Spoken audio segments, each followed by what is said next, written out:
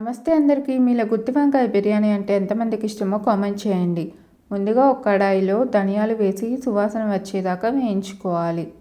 ఇప్పుడు ఎండుమిర్చి, తెల్ల నువ్వులు వేసి వేయించి తీసుకోవాలి. ఇప్పుడు గసగసాలు, బిర్యానీ ఆకు, చెక్క, లవంగం, యాలకులు వేసి వేయించి పెట్టుకోవాలి. ఇప్పుడు వంకాయలు శుభ్రంగా కట్ చేసి ఉప్పు వేసిన నీళ్ళలో ఉంచుకోవాలి. అప్పుడు వంకాయలు నల్లగా అవ్వకుండా ఉంటాయి. ఇప్పుడు ఒక ఉల్లిపాయ సన్నగా తరిగి పెట్టుకోవాలి. ఆ తర్వాత ఒక టొమాటో సన్నగా పొడుగ్గా కట్ చేసి ఉంచుకోవాలి. ఇంకా 3 పచ్చిమిర్చి చీలికలుగా కట్ చేసి ఉంచుకోవాలి.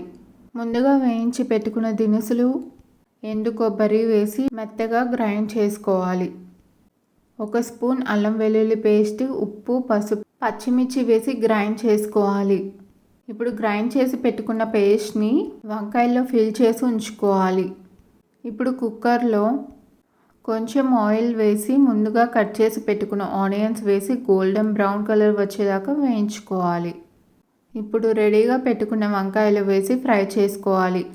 వంకాయలు 70% కుక్ చేసుకోవాలి. ఇప్పుడు మిగిలిన మసాలాలో పెరుగు వేసి బాగా మిక్స్ చేసి ఉంచుకోవాలి. వంకాయలు కుక్ అయ్యాక కట్ చేసి పెట్టుకున్న టమాటాలు, పచ్చిమిర్చి వేసి వేయించుకోవాలి. ఇప్పుడు కలిపి పెట్టుకున్న పేస్ట్ వేసి నూనె పైకి తేలేంత వరకు కుక్ చేసుకోవాలి.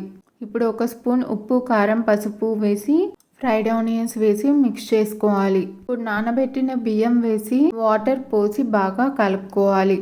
నేను 1 గ్లాస్ బియ్యానికి 1.5 గ్లాస్ వాటర్ పోసానండి. ఇప్పుడు 3 విజిల్స్ వచ్చాక స్టవ్ ఆఫ్ చేసుకోవాలి. అంతే అండి, ఎంతో రుచికరమైన గుత్తి వంకాయ బిర్యానీ రెడీ.